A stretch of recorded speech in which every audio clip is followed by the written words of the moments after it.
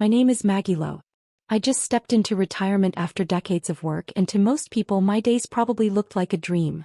Leisurely brunches, afternoon strolls, the occasional glass of wine with friends, and the freedom to do whatever I pleased. But every time I came home to an empty house and sank into the silence of my living room, all I could feel was the weight of loneliness settling in like dust. When I was young, I'd had a love I thought would last forever. The kind that sweeps you off your feet and promises to stay. But the man who swore he'd love me for life? He walked out for someone else. After that, I stopped believing in romance. I poured everything into my work, filling the decades with schedules and promotions, thinking that maybe if I stayed busy enough I wouldn't feel the emptiness. Now suddenly I was in the final act of my life. I'd made peace with the idea of growing old alone. That is, until one rainy afternoon at the community senior center I met Raymond. It was coming down hard that day and I'd forgotten my umbrella. I was standing under the awning, frowning at the downpour, when a warm voice spoke behind me. "Excuse me, ma'am," he said gently.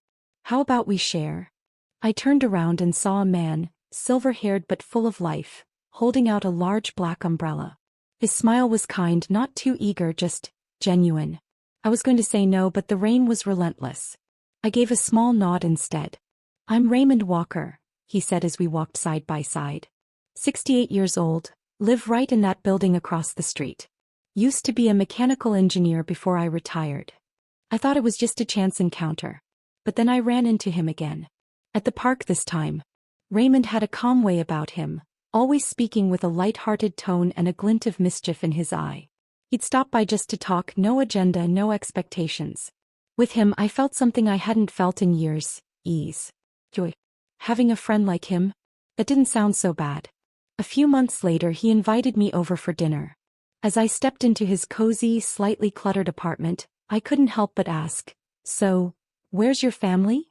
He handed me a cup of tea, motioning for me to sit. "My wife passed away a long time ago," he said quietly. "It's just been me, really. I've learned to manage."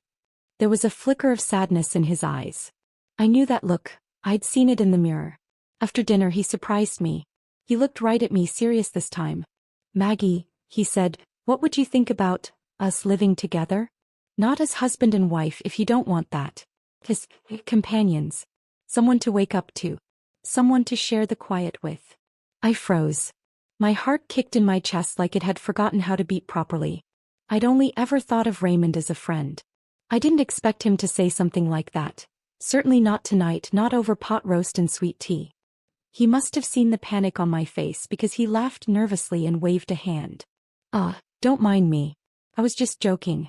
That was a joke. The meal ended on an awkward note, both of us fumbling for small talk to fill the silence. That night, lying in bed, I couldn't stop replaying his words. Two lonely people sharing whatever time we had left. Was that really such a wild idea? The more I thought about it, the more it started to feel right. So I picked up my phone, hesitated just a second, then typed out the message. "I think I'd like that." A week later I moved into Raymond's home. Just like he said, we were companions. Nothing more, nothing less. We cooked our meals together, ran errands side by side, and took long, quiet walks in the park. Life settled into a gentle rhythm. Raymond had a heart condition and needed to take daily medication. I made sure he never missed a dose and watched his diet like a hawk. He'd often smile at me and say, "With you around, I feel like I could live a whole extra lifetime." To be honest, Raymond treated me better than anyone ever had. Every time he went out, he'd come back with little surprises. Sometimes a bouquet of flowers, sometimes just my favorite snack from the store. When I got sick, he never left my side. When I was down, he'd do anything, absolutely anything, to make me laugh.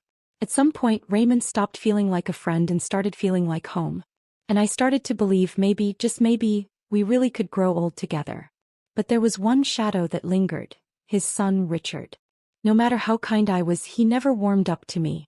Always kept his distance. Always watched me like I had something to hide. Once I overheard him saying to Raymond, "Dad, you're not a kid anymore. Can't you see what she's after? Why else would someone like her be with you if it wasn't for the money?" I pretended I didn't hear it. Some walls inside people's hearts are too tall to climb. You can't knock them down. You can only choose not to hit them at all. So I focused on being present, on being kind, on being myself.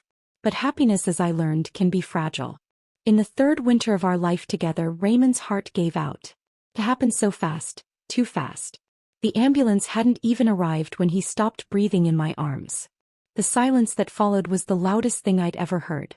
At the funeral, Richard wept openly, shoulders shaking. I stood to the side, hollowed out, numb. I couldn't even cry. Raymond was gone. And with him, the only warmth I had left in this chapter of life. The day after the funeral, I was sorting through Raymond's belongings when Richard showed up at the house. "Maggie," he said, standing in the doorway like he owned the place, "we need to talk." I set the photo album down and looked up. About what? He didn't waste time. This house belonged to my father. And now I'm taking it back. I stared at him, stunned. "Richard, I know your father and I weren't legally married, but for the past 3 years. 3 years what?" He cut me off sharply. "You think looking after my dad for a few years gives you the right to his estate?" I did some digging. "There's no marriage certificate, no will. Legally speaking, you've got no claim. None." It felt like a knife twisting in my chest. "I never wanted anything from him," I said, voice breaking. But the tears came too fast, drowning the rest of my words. For 3 years I'd loved that man with everything I had. I tried to show his family that I wasn't the woman they thought I was. I thought maybe, just maybe, they'd see my heart. But to them I was nothing more than a gold digger who overstayed her welcome. "Fine," I said, forcing myself to stand despite the trembling in my knees. "Give me 2 days to pack." And 2 days later I rolled my suitcase out of what used to be my home. Just before stepping out the door, I turned to look at the framed photo of Raymond on the wall. His warm smile seemed to whisper an apology I'd never hear aloud. I returned to the old house I hadn't lived in for years. Dust coated every surface like a blanket of silence. It took me a full week to clean it up, room by room, until it resembled something livable. I survived on a modest pension. Barely. The days blurred together, the nights were longer. The ache in my chest never really left. Without Raymond, sleep became a stranger. I spent more nights staring at the ceiling than dreaming. During the day I moved through the hours like a ghost. Time passed as it always does. 2 years went by. Life found a dull rhythm again. I managed. But every time I passed the farmer's market where Raymond and I used to shop together, the memories hit like a wave, unexpected and sharp. Because of my health history, I made sure to get annual checkups. This year, though, something changed. My doctor called after the tests came back. He sounded cautious. "We'd like you to get further testing at the regional hospital." My heart sank. Something was wrong. I made an appointment at the city medical center. The results? Terrifying. Early-stage lung cancer. Surgery was urgent. The operation and post-treatment will run around $150,000, the doctor said. I felt the floor tilt beneath me. Over the past few years, most of my pension had gone toward living expenses with Raymond. We shared everything and I never wanted to rely solely on him. Raymond's medications weren't cheap either. More than once I chipped in to help. Now my savings were nearly gone. And $150,000? That might as well have been $1 million. After leaving the hospital, I went straight to the bank to withdraw some money for the upcoming tests. As I stood in line, my mind drifted back to that day 2 years ago, when I was forced out of Raymond's house. Richard's voice still echoed in my ears, sharp and cutting. "Next." The teller's call snapped me out of it. I stepped up and handed over my passbook and ID. "I'd like to withdraw $20,000, please." The teller tapped away at her keyboard for a moment, then glanced up at me with a flicker of surprise before continuing. After another pause, she slid the cash and passbook across the counter. "Ma'am, would you mind verifying your balance?" I took the booklet without thinking. But the moment I saw the number on the last line, my breath caught in my throat. What is this? There should have been maybe a few $1,000s left in the account. But now, $257,000. Not $5,000. Not 50. But $257,000. A sum so far beyond anything I ever imagined sitting in my own bank account. My throat went dry. Where did this money come from?" I asked, barely getting the words out. "One moment, ma'am," she replied, her tone turning professional. "I'll have our financial manager take a look." 5 minutes later, a man in a deep navy suit led me into his office. His name was Mr. Griffin, middle-aged, composed, with the kind of quiet demeanor that makes people trust him. He turned the screen toward me, brought up the account history and said, Ms. Lowe, this money comes from a living trust. It was established 3 years ago, and quarterly deposits have been made to this account ever since. The trust holder's name is Raymond. I didn't even hear the last few words. My ears rang. Raymond? He never said a word about setting up a trust. Never talked about marriage, always said he didn't want to give me the wrong idea. But now I was staring at evidence of a trust fund he had created for me, quietly, thoroughly, lovingly. Over $250,000 transferred in over time, untouched. My eyes filled with tears. So this was his way of saying what he couldn't put into words? Griffin nodded gently. Yes, ma'am. The trust names you as the sole beneficiary. It was temporarily frozen a few months before his passing, but resumed as scheduled 30 days after his death. I blinked. Wait, why was it frozen? He hesitated, then said, there's a note in the system, pending review for mental competency claim. It appears someone submitted medical documentation questioning Mr. Walker's cognitive capacity. That paused the distribution temporarily. My heart dropped. I knew instantly who had done it. Richard. It was him. The coldness in his eyes, the accusations, the eviction, he knew. He knew about this trust all along. And he tried everything he could to make sure I'd never see a penny of it. My fingers curled tightly around the passbook. My knuckles went white. By the time I stepped out of the bank that day, the sky had turned gray. The streets were slick with rain, and people rushed by under umbrellas, not one of them noticing the elderly woman standing on the curb with tears brimming in her eyes. I wasn't crying over the money. I cried because Raymond had planned all along. He protected me in the only way he knew how. It wasn't that he didn't see me as family, he just knew his own son would never treat me like one. I walked for blocks, not even realizing my shoes were soaked through until I finally ducked into a corner cafe.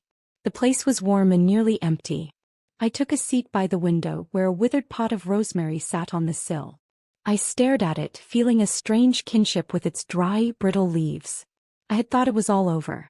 But life has a strange way of rising from its own ashes. Just when you believe it's gone dark forever, it unfolds its wings, quiet and stubborn. I wiped my tears and pulled out my phone. Hi, could you connect me to the local legal aid center? A calm voice on the other end answered. This is Maggie speaking. I'm a retired attorney volunteering with the community center. How can I help you? My voice trembled. I need help looking into a trust file. It was left to me by my late partner. Maggie Randall was in her 70s. She spoke slowly but with precision, like a dulled axe that still hit clean to the heart of every problem. When we met for the first time, I handed her a trembling folder of documents. She looked at me and simply said, let's not rush. We'll go through it one page at a time. We laid everything out on the table.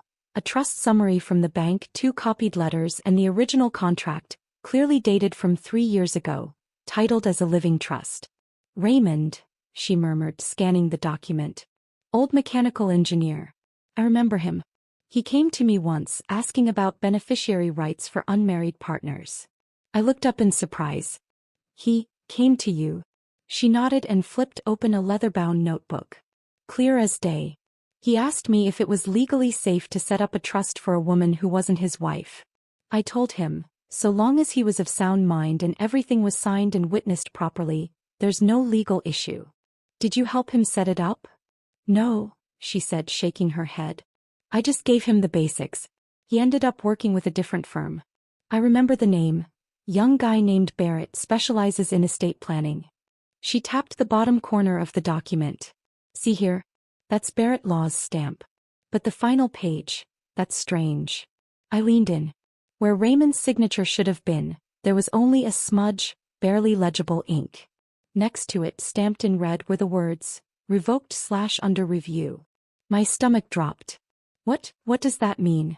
Maggie's voice stayed calm, but her expression sharpened. It usually means someone contested the signature. Either the person who created the trust tried to revoke or revise it, or someone else filed a claim in court, arguing he was mentally unfit when he signed it. My hands went cold. You mean, it could have been Richard? I barely got the words out. She didn't answer directly. Instead, she pulled out a yellow notepad.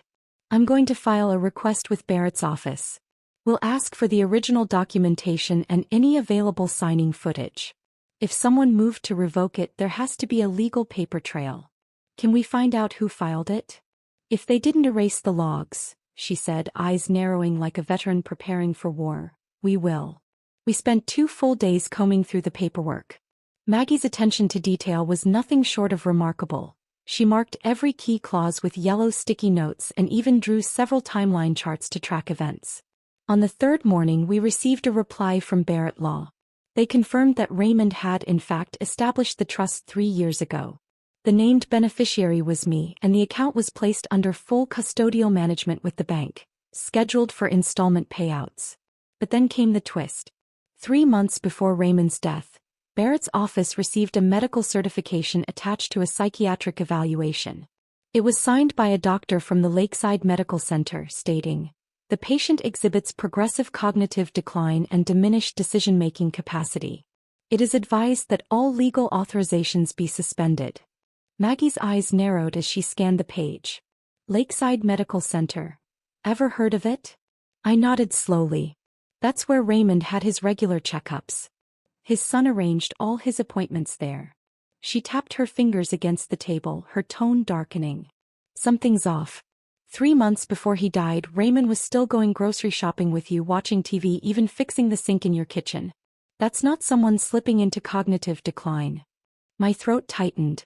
This wasn't a misdiagnosis, I said quietly. This was a setup.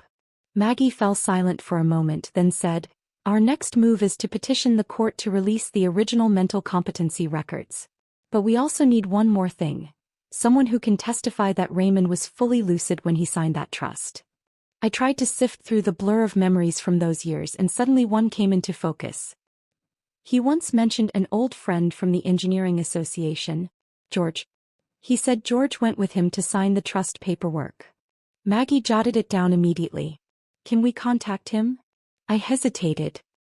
He moved to the old part of town a few years back. I saw him once. He wasn't doing too well, said his health kept him indoors most days. Maggie stood up and slipped on her trench coat. Then we're going to find him. Now. While the memory's fresh. So there we were, 2 old women boarding the subway, rocking along the rails toward the crumbling edges of the city. As we sat side by side, I caught my reflection in the window. Silver hair, a face etched with years. But somewhere beneath the lines I felt something flicker to life. Maybe we can't run as far or as fast as we used to.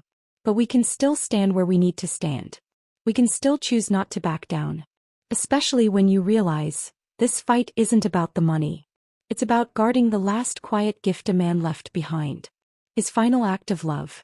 George lived on the ground floor of a 3-story walk-up in the old part of town. The paint was peeling off his door and the rusted doorbell didn't work. I knocked twice before a raspy voice came from inside. Who is it? It's Maggie, I said gently, trying to keep my voice warm. Raymond's friend. The door creaked open just an inch. A pair of clouded but sharp eyes studied me from the gap. It was him. He'd grown thin, almost gaunt, cheeks sunken, breath labored, but the moment he recognized me, something in his expression softened. George, I said, do you remember the trust Raymond talked about? He paused for a few seconds, then nodded. Maggie stepped forward. Can you confirm that Raymond was mentally sound when he established the trust? George stared at me for a long moment, then finally said slowly but clearly, I went with him that day. To Barrett's office. He was perfectly clear. The whole time. He even grabbed my hand and said, I need to make sure Maggie's taken care of. I don't want my son throwing her out someday. I covered my mouth and tears spilled down my cheeks. George shook his head. My health's not great. I never heard anything about the trust getting paid out. Figured maybe he changed his mind. It wasn't him, I said, voice shaking. It was the one you're thinking of. He tampered with it. Maggie quickly pulled out her phone and tapped the record button. Mr. George, would you be willing to give an official statement? He leaned against the doorframe, catching his breath. I would. Raymond was my brother in all but blood. I promised him that if he went first, I'd make sure the truth came out. On the ride back, I stood on the subway platform for a long time, watching the lights in the tunnel. Maggie was already in touch with the court, applying for emergency witness testimony. And my mind kept circling one sentence. I need to make sure Maggie's taken care of. 2 days later, Maggie texted me, "We've got a problem." We met at the legal aid center. She handed me a few printed documents. "Look at this." The first page was a copy of a medical filing. Filed by Richard. "He submitted this," Maggie said, her tone like cold steel. "Claiming that Raymond showed increasing cognitive impairment 3 months before his death. It includes signatures from both a psychologist and a primary care doctor." She flipped to the next page. "And worse, he used that claim to file a motion with the court to freeze all trust-related assets, and to have the house deemed part of the family estate." My fingers went numb as I gripped the page. How did he pull this off? "He exploited a legal gray area," Maggie explained. "If a family member presents medical evidence raising concerns about someone's mental state, the court can temporarily freeze any third-party financial arrangements. Until it's resolved." I tilted my head back, staring at the ceiling. It felt like the whole world's indifference was hidden just beneath that thin coat of white paint. Maggie turned another page. "This is even more outrageous. Just 1 day after submitting that request, Richard filed a property transfer application to have Raymond's house deeded to himself." "He planned this from the start," I whispered.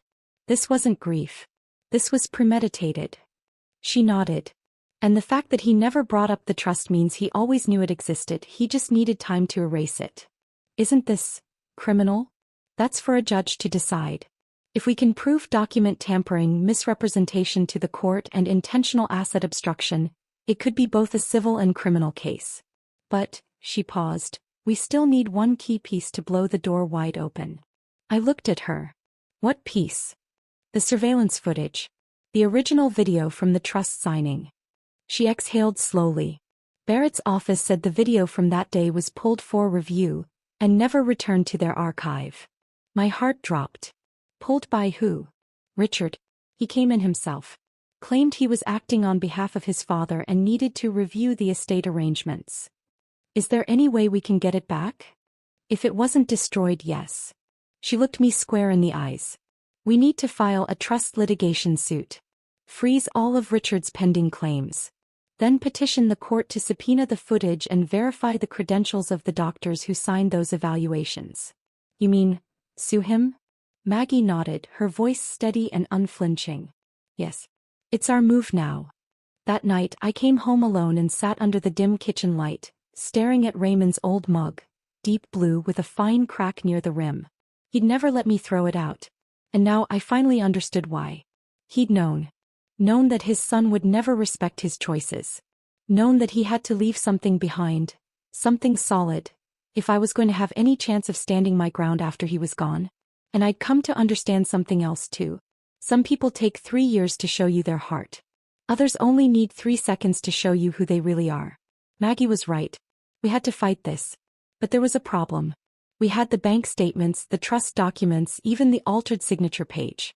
But what we didn't have, the one piece of evidence that could tip everything, was an in-person witness who could confirm Raymond had been fully aware when he signed it. Maggie sat at my tiny dining table, flipping through the trust papers for the 100th time. "Look here," she said, pointing to a redacted section.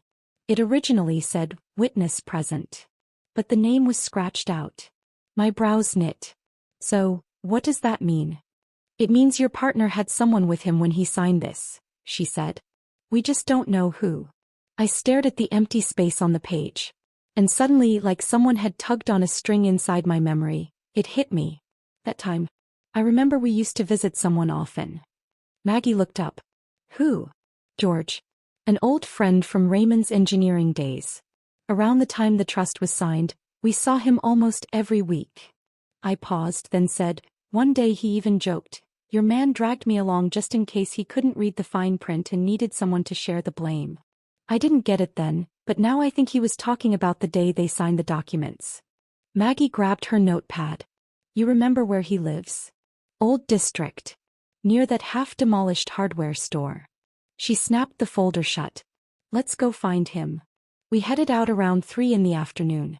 The building was a weather-worn red brick walk-up with floral towels hanging from the balconies. Maggie knocked on the door while I stood behind her, clutching a photo of Raymond, my heart thudding against my ribs. The door opened. George looked even friendlier than I remembered.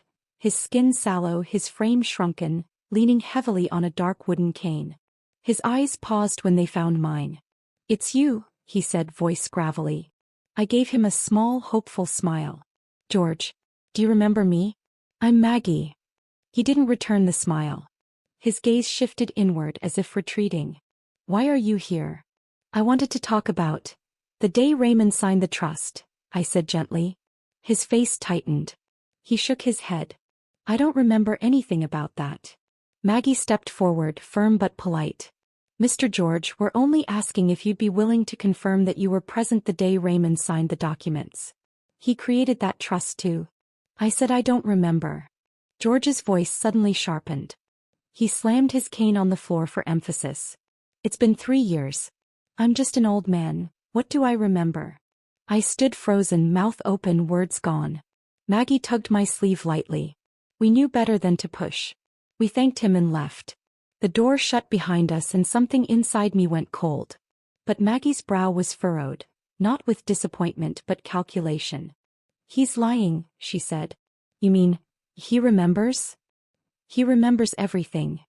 Her voice was calm but edged with steel. "He just doesn't want to get involved. And the way he shut us down, it was too fast. Like he'd rehearsed it." I felt a chill ripple through me. And then, like a crack splitting open in the back of my mind, the thought came rushing in. Richard. Maybe he'd gotten to George first. I barely slept that night. Just before dawn, I pulled out an old cardboard box Raymond had left behind. Inside were a few faded photos and letters. Right on top was a picture of him and George, taken in front of the factory. Raymond had his arms slung over George's shoulder, grinning like a teenager. Beneath it was a yellowed envelope signed, "Raymond." "George, if I go before you, I'm asking you, please look out for Maggie. She's got a tough mouth, but her heart's the softest I know. She never lets anyone do anything for her. I just want to help her one last time." The tears came before I even reached the end. The next morning I went to George's apartment myself, the photo and letter clutched tightly in hand. He opened the door in a wrinkled shirt, his expression tightening as soon as he saw me. "You again." I didn't say much. I simply placed the photo and the letter on the wicker chair beside his door. "I won't come a third time," I said. "But these are his words. Do with them what you will." Then I turned and walked away. I didn't look back to see if he picked them up. That night, George sat alone in his worn-out recliner, the photograph in one hand, the letter in the other. The ticking clock on the wall echoed across the small room, but his gaze stayed fixed on the paper. "She never lets anyone do anything for her. I just want to help her one last time." He read it again. And again. After a long while he muttered to himself, "You stubborn old mule. Can't even let me rest after you're gone." At 8 o'clock sharp the next morning, I heard a knock at my door. When I opened it, George stood there, leaning on his cane, his old baseball cap sitting crooked on his head. "Maggie," he said slowly, each word deliberate, "I'll testify." My throat tightened. I couldn't get a single word out. He looked me over and grumbled, "My memory's not what it used to be. You better write me a script. I don't read much, but I'll say exactly what your man said that day, word for word." Maggie moved fast. She filed an emergency application with the court for witness testimony. We set up a camera and mic in George's living room. He wore a clean shirt, had even shaved his scruffy beard. Sitting tall in his wicker chair, he began to speak, slowly but steady. He was sharp. Sharper than me. Before he signed, he read every page. Twice. Then he looked at me and said, "If she finds out I left her money, she'll probably be mad. But I don't want her growing old alone."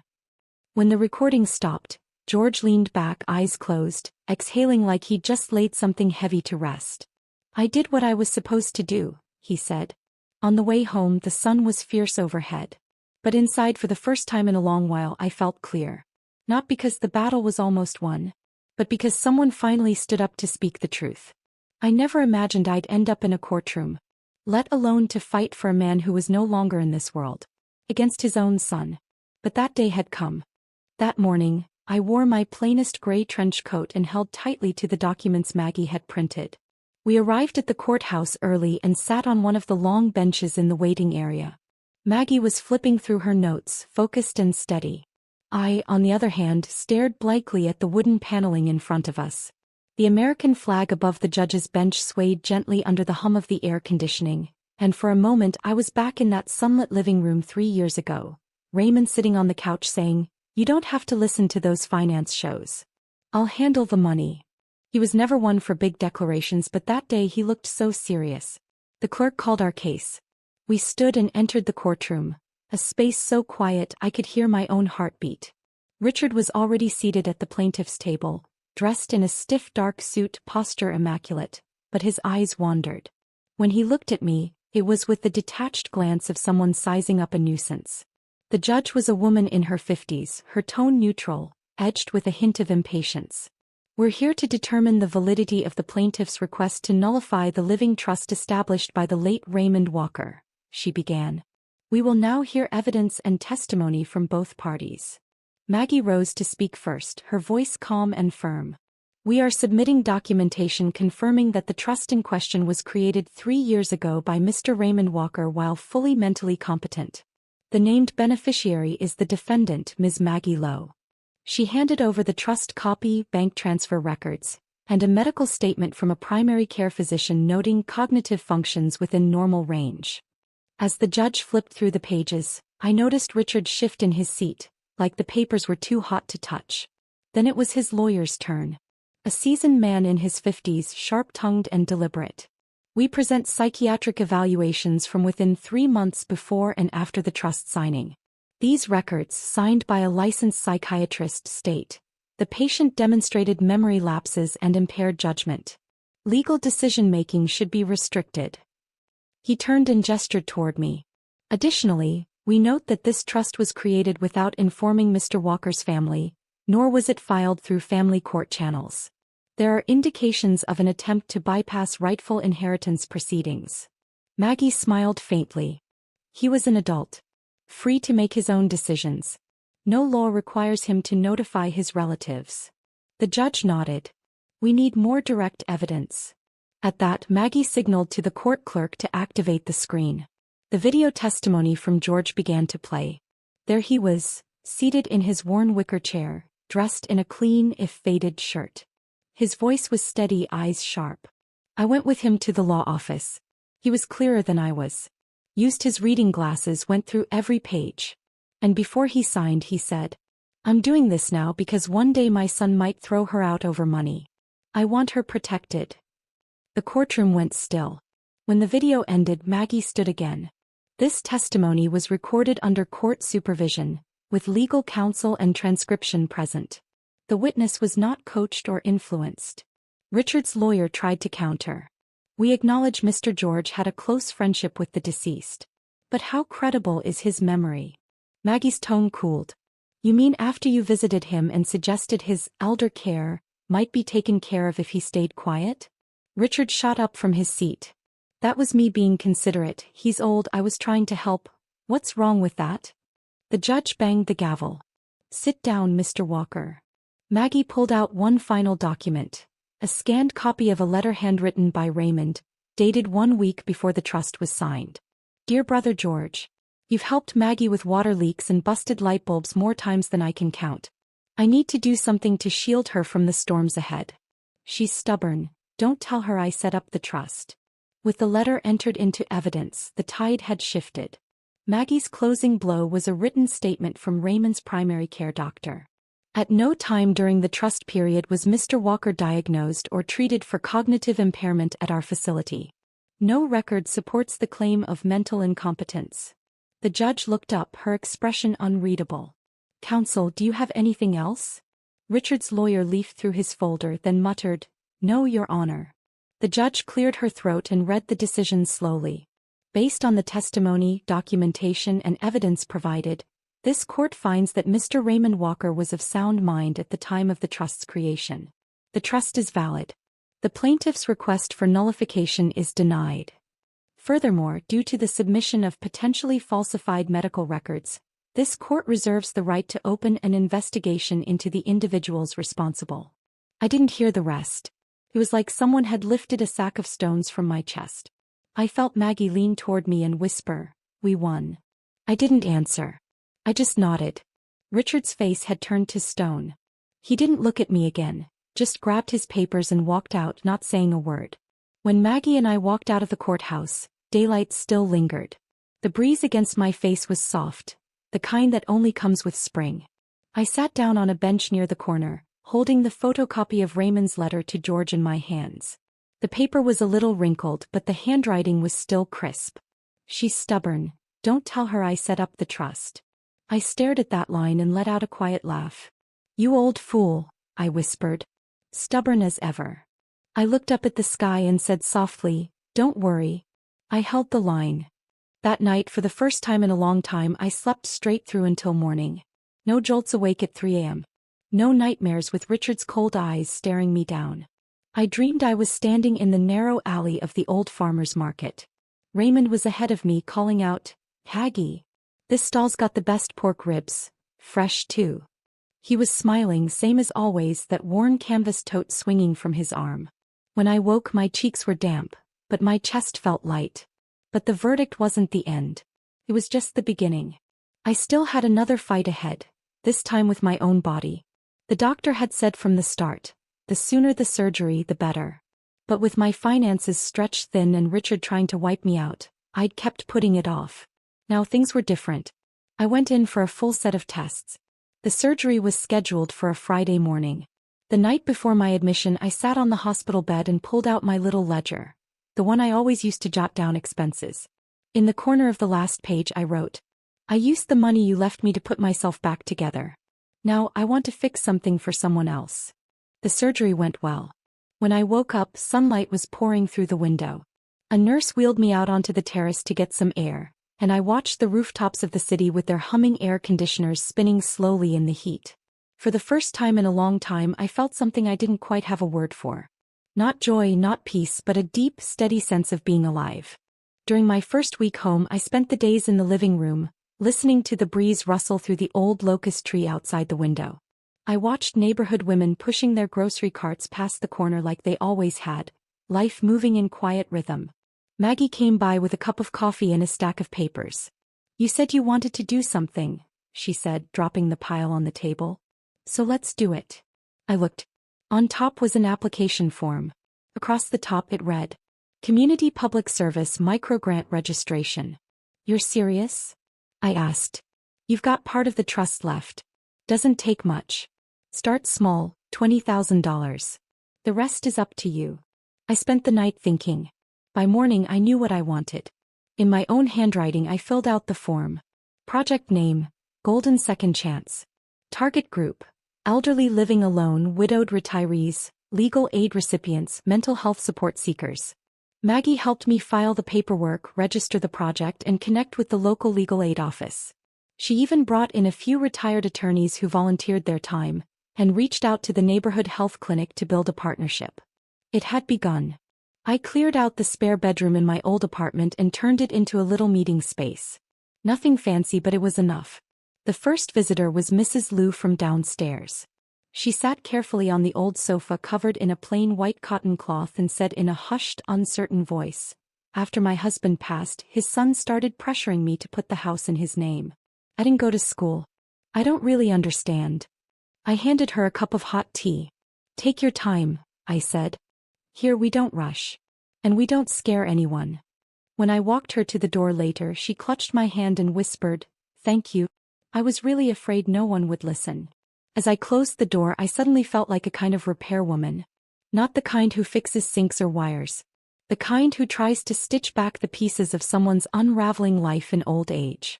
Months passed and Golden Second Chance became a quiet little name in our community. Some folks came with inheritance questions, unsure how to deal with their kids.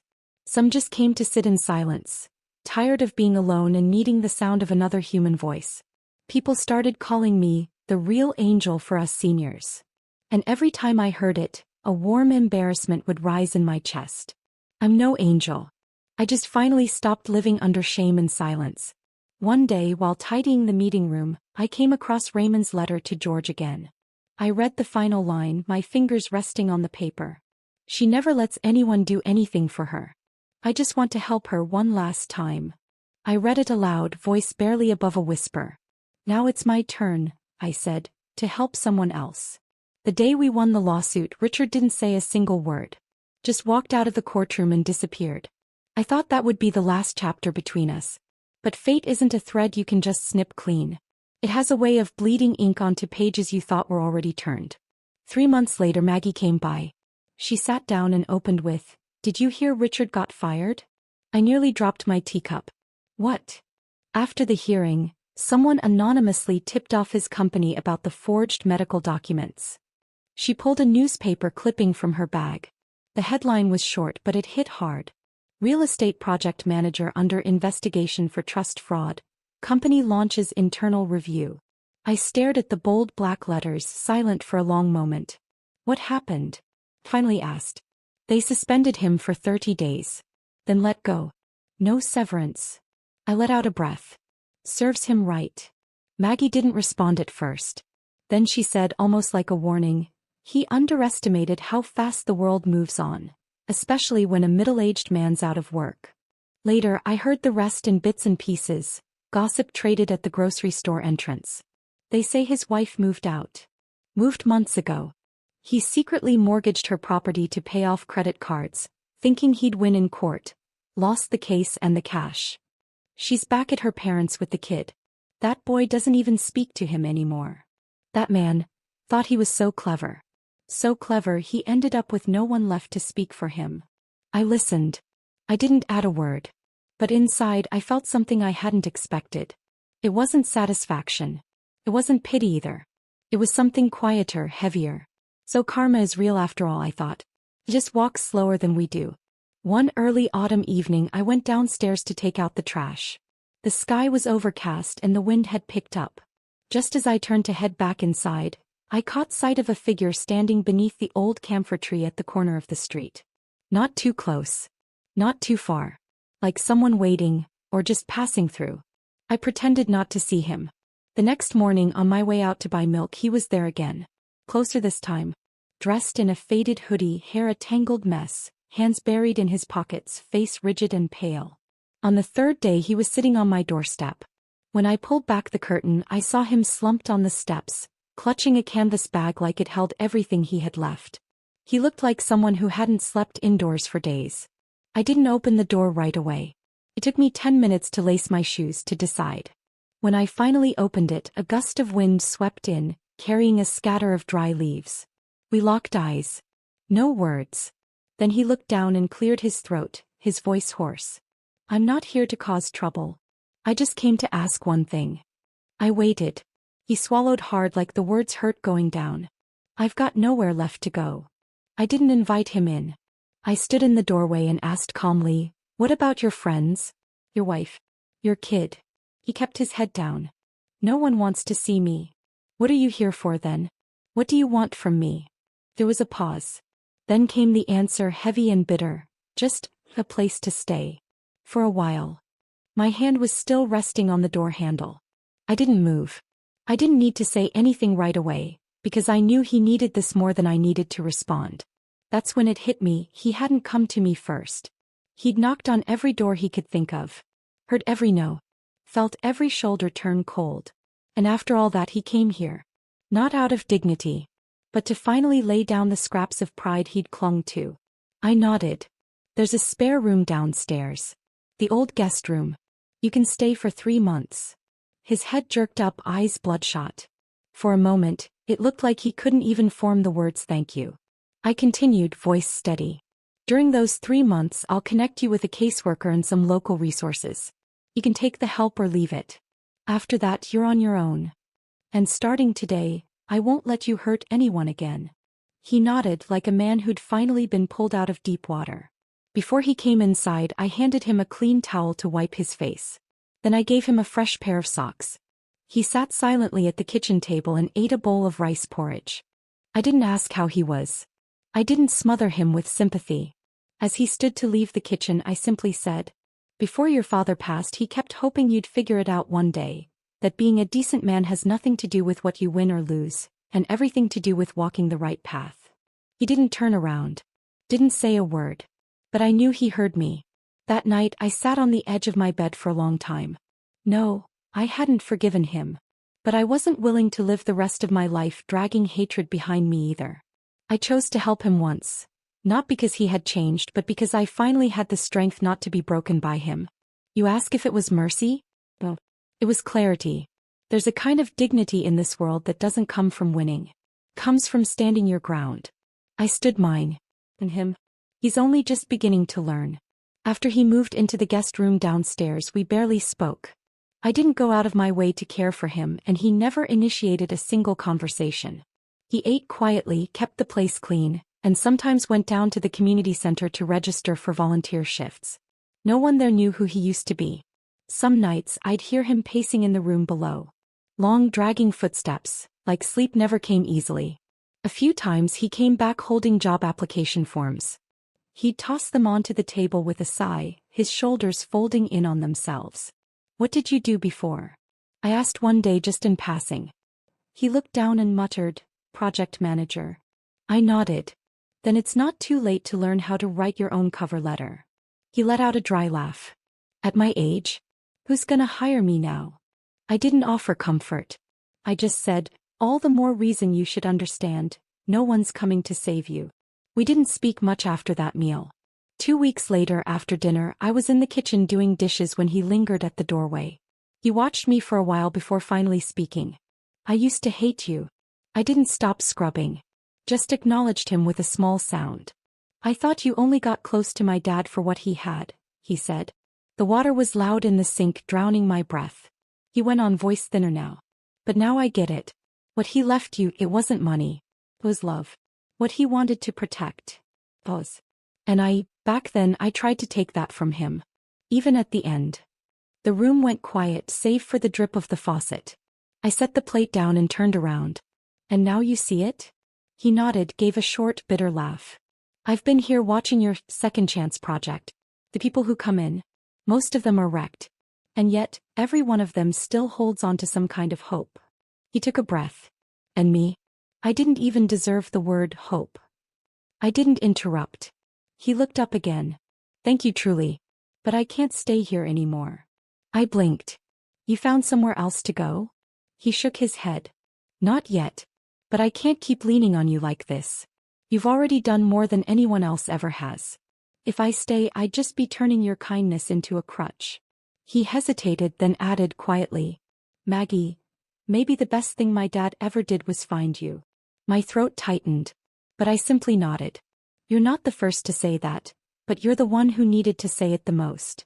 The next morning he left. No goodbye, no knock on my door. Just a note left on the kitchen table. "I'm going to try to clean up my own mess.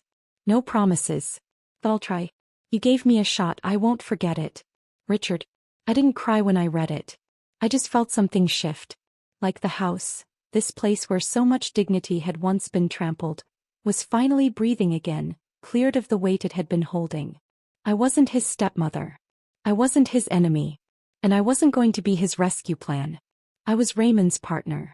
A woman who chose to help his son once and then let him go. I didn't chase after Richard. I simply cleaned the guest room, replaced the sheets, and left my favorite old book by the pillow. The door stayed open. The next person looking for a second chance might already be on their way. How many times can a person really start over? I've asked myself that. After Raymond passed. After I was thrown out of the house. After I was told, alone in a cold doctor's office, that I had lung cancer. I used to think starting over was a privilege reserved for the young. But now I know, starting over isn't an event. It's a decision you make, again and again. Every time life knocks you down, cuts you deep, or pushes you to the edge. And you still choose to wipe your hands, lift your head, and take one more step forward. Golden Second Chance slowly became a kind of quiet legend in our little town. The people who walked through that door weren't just widows or broken-hearted women. They were lonely old men. Proud middle-aged folks who didn't know how to ask for help. People who thought they were beyond repair. I held 2 sessions a week. And once a week I recorded a podcast. No lectures. No headlines. Just stories from my life. Your children aren't your retirement plan. They're the result of choices you made when you were young. Whose name goes on the deed shouldn't be based on love. It should be based on sense. Getting old isn't the problem. The problem is letting yourself be treated like a burden. At first I didn't think anyone was listening. But then strangers started leaving messages. My mom says you sound like the version of herself she never had the words to be. My dad pretends he doesn't like podcasts, but he listens to every single episode, start to finish. I named it Better at 70. Someone once asked me, "Do you really think life can get better at 70? I told them, better doesn't mean richer, or louder, or younger. It means you're not scared of being alone anymore. Not scared of being misunderstood. Not scared to say no. It means you start living like you. Not like someone's wife or mother or label." One day I held a small community talk at the local library. Most of the audience had gray hair and soft hands. 2 young women sat in the back row, wiping their eyes when they thought no one could see. I stood there holding a weathered card in my palm, Raymond's last letter. And I told them, "A lot of you think your life's already been written. That it's too late. But I was 66 when I got kicked out of my home. 66 when I was diagnosed with cancer. 68 when I stood in a courtroom. 69 when I went through surgery. And at 70 I became a woman whose stories reached over 100,000 people. Not because I'm special, but because I finally believed I deserved a chapter that was just for me." That night, walking home under the bluest sky I'd seen in months, I pulled out my phone. I opened my recording app. And into the mic I said, "Welcome to Better at 70. I'm Maggie. Today I want to talk about the word, old age. It's a word too many people get wrong. It's not the end. It's the first time you get to choose. Whether to keep shrinking yourself to please others. Whether to keep giving until you disappear. Or whether to finally say, no more. I want something different. I deserve to try. Even if no one claps. Even if no one believes in you but you." I paused. Then smiled just a little. Even if, like me, you're 70 years old, and just now learning how to say, "This is my life." No, I can't rewrite the first half of my story. But at last I've written my own ending. Clean, free, and full of light. And this time, belongs only to me.